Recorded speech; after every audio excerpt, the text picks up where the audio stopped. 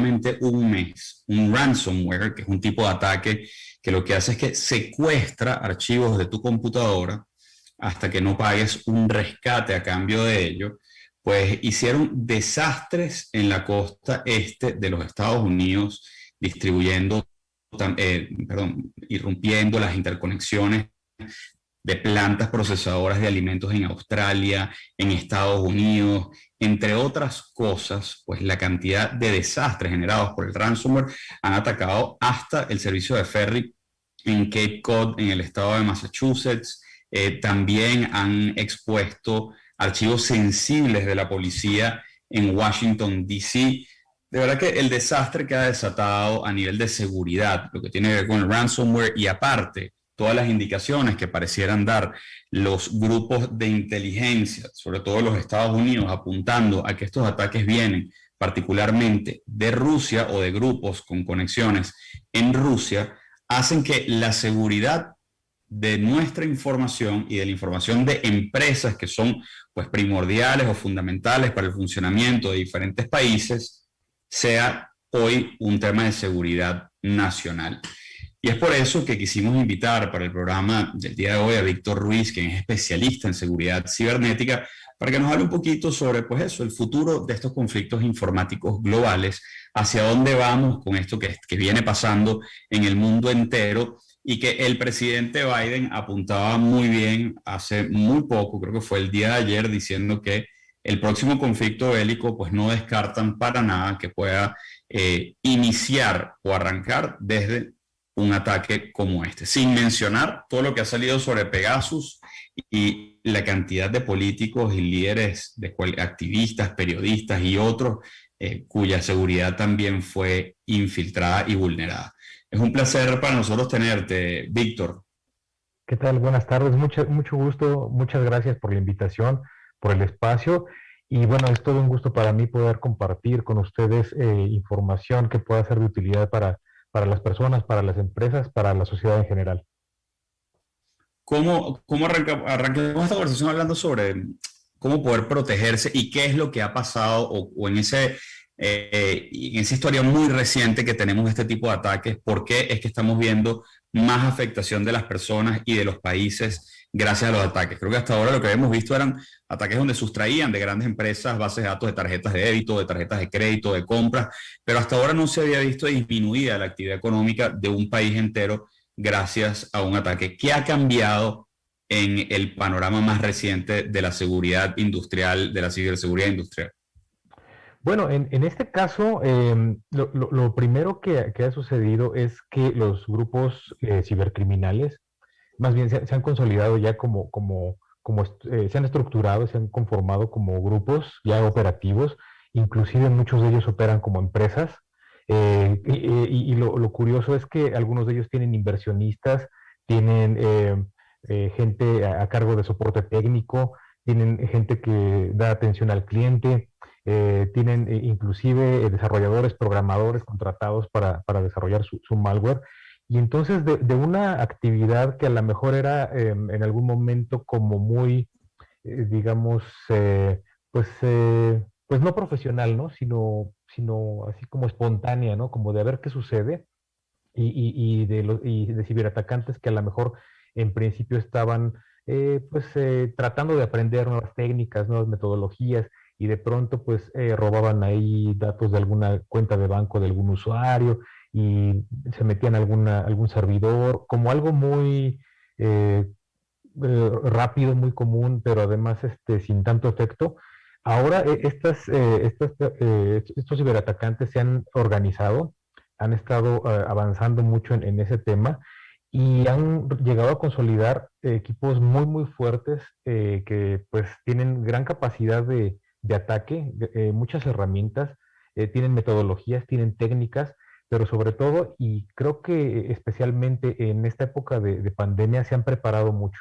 Han estado haciendo pruebas, han estado haciendo evaluaciones, han descargado tutoriales, han consultado videos, han leído. Si alguien se ha preparado en esta pandemia, me parece que han sido ellos. Y con efectos, pues, con resultados como los que hemos visto, catastróficos, bueno, así impactantes, ¿no? El que llegan a detener las operaciones de un oleoducto de Estados Unidos, o a la empresa esta Casella, que es un proveedor de servicios administrados, o diferentes, en México, por ejemplo, bueno, la empresa de petróleo es más importante, Pemex.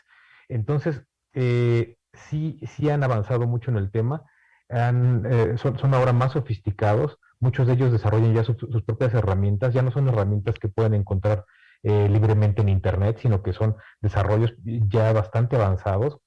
Y otro punto es que muchos de estos grupos, como lo mencionaban, vienen respaldados de alguna forma por estados-nación, que les llaman, que puede ser Rusia, puede ser China, puede ser Corea del Norte, pero pues también puede ser Reino Unido y puede ser Estados Unidos, Francia, Alemania, es decir, todos aquellos que tengan capacidad de tener un ejército de soldados, un ciberejército, y que lo puedan incorporar a sus ejércitos naturales. Digamos, tienen la armada, tienen la naval, la fuerza aérea, pero también tienen un ejército cibernético que está diseñado para defender y atacar, pero que son ellos mismos quienes desarrollan sus propias herramientas con soporte del gobierno y con prácticamente dinero o fondos ilimitados, porque pues vienen respaldados por un país, ¿no? Entonces, en parte ha sido eso. Pues los grupos criminales es difícil saber quiénes son, están detrás de estos grupos, pero la verdad es que han avanzado mucho en técnicas, en sofisticación y en impacto. Uno de los grupos más famosos, o que se dio a conocer después de todo esto, fue REvil o REvil, quien fue el que estaba detrás de Casella pidiendo 70 millones de dólares. Y vimos cómo que también estuvieron en el pipeline, en el oleoducto como tal, en el ataque del oleoducto que secuestró pues todas las operaciones de la compañía.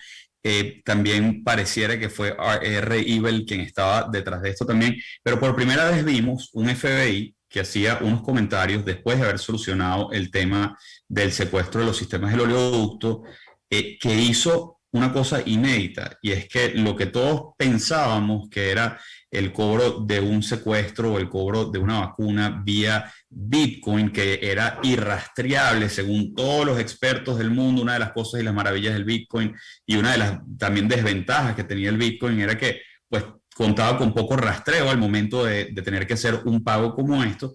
Pues pareciera que por primera vez fue rastreado. Esto cambia un poco esa ecuación de poder que tenían los secuestradores de los sistemas, los desarrolladores del ransomware y las víctimas, ¿no? Sí, aquí hay algo curioso, como lo mencionas, es algo que todavía no sabemos bien cómo funciona. Aparentemente, todo lo que es criptomonedas no se pueden rastrear. Tienen códigos especiales, tienen claves especiales que se integran al blockchain, pero no se pueden rastrear de una forma tan fácil. Sí hay sitios donde se puede ver un poco la actividad de estas criptomonedas. De pronto ingresa, por ejemplo, 100 bitcoins a una cuenta.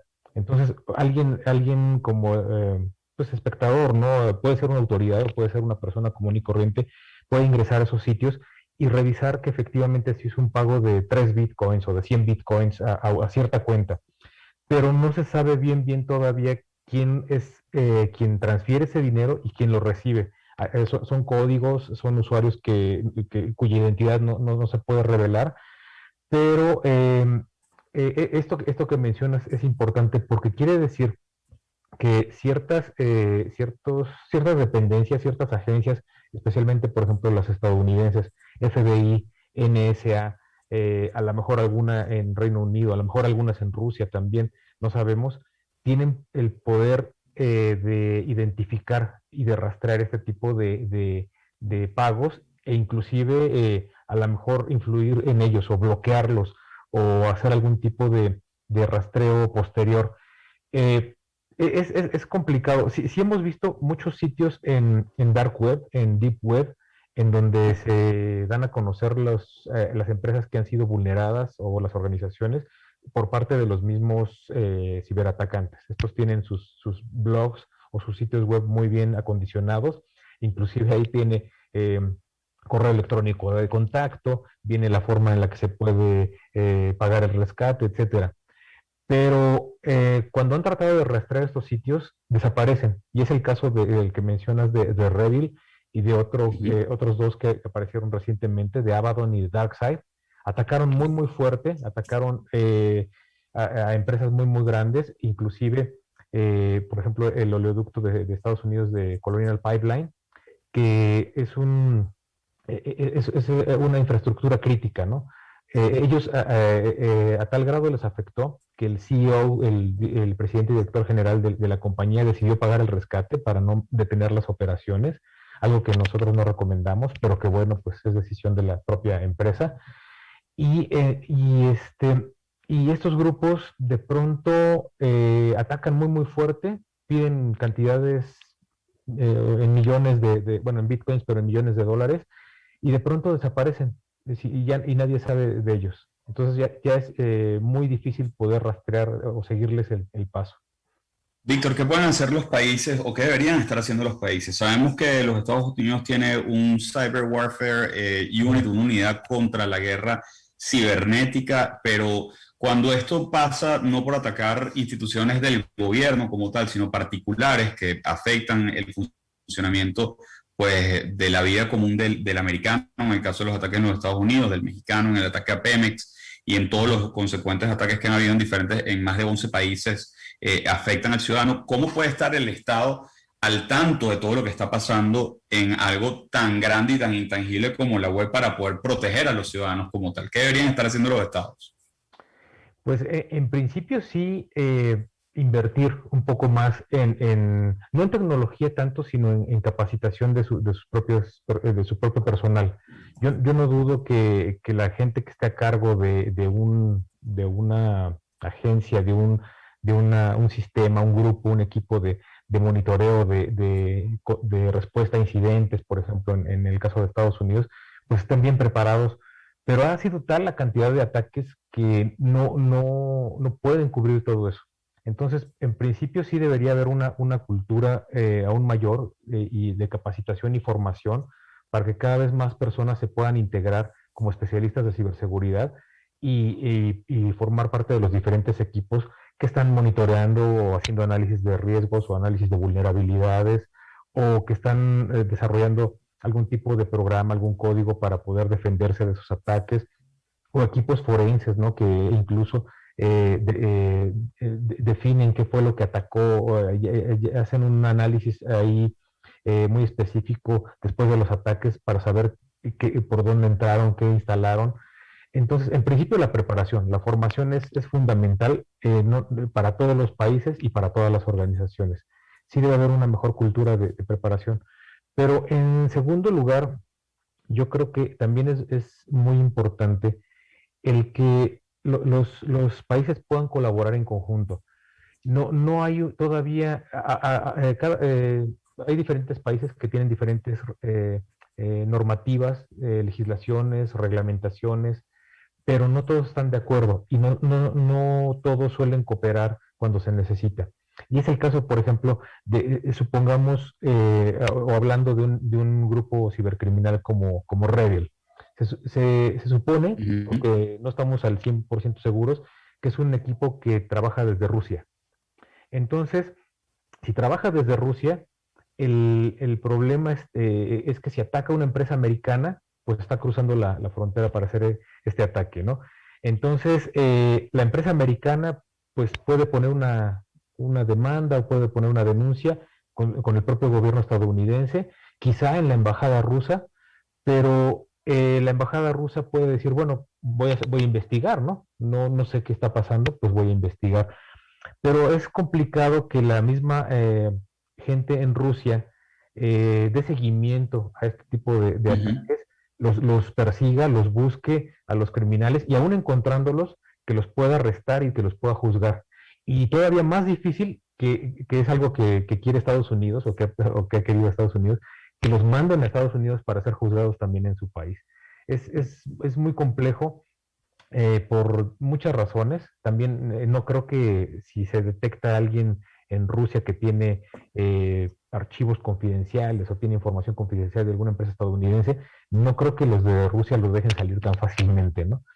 Pero estábamos viendo cómo en Estados Unidos estaban creando estas unidades de respuesta rápida para atender estos casos desde el Departamento de Justicia hasta el Departamento de Cibercrimen del FBI cuando se trataba de casos que escalaban más allá de lo hiperlocal. Pero también queda lo último, y con esto despedimos, Víctor, ¿qué debe hacer la empresa? Porque ya hablamos del gobierno, de lo que podemos esperar del gobierno, pero al final estas son empresas privadas que muchas de ellas pues muchos de estos hackers también están sabiendo aprovechar las vulnerabilidades que tienen las empresas. Sí, exacto. Bueno, hay dos partes fundamentales dentro de la empresa que se deben cuidar. La primera es el aspecto técnico. Tienen que tener todos sus sistemas tecnológicos actualizados, todos los parches de seguridad instalados, tienen que tener los equipos lo más nuevo posible, abandonar los equipos obsoletos, reemplazarlos por los nuevos, tener un buen sistema de monitoreo del sistema, tener un buen análisis de riesgos y de vulnerabilidades. Algo muy importante dentro del área técnica es poder identificar primero todos los activos, porque hay empresas que no saben qué tienen conectado a su red. De repente tienen teléfonos celulares, tienen impresoras, tienen aires acondicionados, tienen termostatos, tienen muchos equipos que no saben si están conectados o si están funcionando o no. Entonces, primordial saber qué tiene instalada la empresa para poder monitorearlo y poder hacer las actualizaciones pertinentes. Y la otra parte, la parte humana, el factor humano, entrenar a todas las personas. De nivel directivo, no importa que sea el CEO, incluyendo al CEO, es más, principalmente al CEO, al presidente y director general, al director de finanzas, al de recursos humanos, al de marketing, todos tienen que estar enterados de qué es lo que puede estar sucediendo y tienen que estar alertas y poder identificar este tipo de amenazas, aun cuando ellos no tengan una preparación o una formación técnica. Tienen que saber que ese ataque puede darse a cualquier nivel y de ahí para abajo, porque muchas veces también se deja abandonados a los niveles que están más abajo, como ejecutivos, becarios, recepcionistas, vendedores, mensajeros, y también se conectan a la red. Entonces todos tienen que estar enterados de este tipo de amenazas, saber cómo pueden reaccionar y en caso de que las identifiquen, pues notificar inmediatamente a su equipo de sistemas. Pero lo más importante que considero que las empresas deben hacer y ya de forma inmediata es por un lado lo técnico, el revisar todos sus sistemas, tener estos planes de contingencia, de preparación y de respuesta a incidentes y tener a todo su personal preparado. Mil gracias, Víctor. Era Víctor Ruiz, emprendedor, tecnología, experto técnico en ciberseguridad y consultor en comunicaciones. Pueden seguirlo en @VictorPiso_Ruiz en las redes sociales, donde siempre está compartiendo información relevante e importante. Y bueno, hoy estábamos hablando sobre este tema, el ransomware, que pareciera ser la nueva guerra fría que empieza a poner a grandes rivales comerciales a pelear en un terreno que pareciera ser bastante poco claro para los principales jugadores. Hablamos sobre las necesidades del gobierno en crear pues, unidades de respuesta rápida de la empresa privada, de mantenerse actualizada, de tener un control de redes, entre otras cosas, y también cómo los Estados Unidos pues, está utilizando el Bitcoin para, pareciera, echar para atrás y hacer un tracing, buscar la traza que están dejando algunas de estas transacciones ilegales. Muchas gracias, Víctor. Encantado de tenerte. Estoy seguro que te vamos a tener en cualquier programa futuro para poder ahondar un poco más en estos temas. Con todo gusto, lo que necesiten, estoy a la orden y muchas gracias por la invitación. Invítalo al ROM.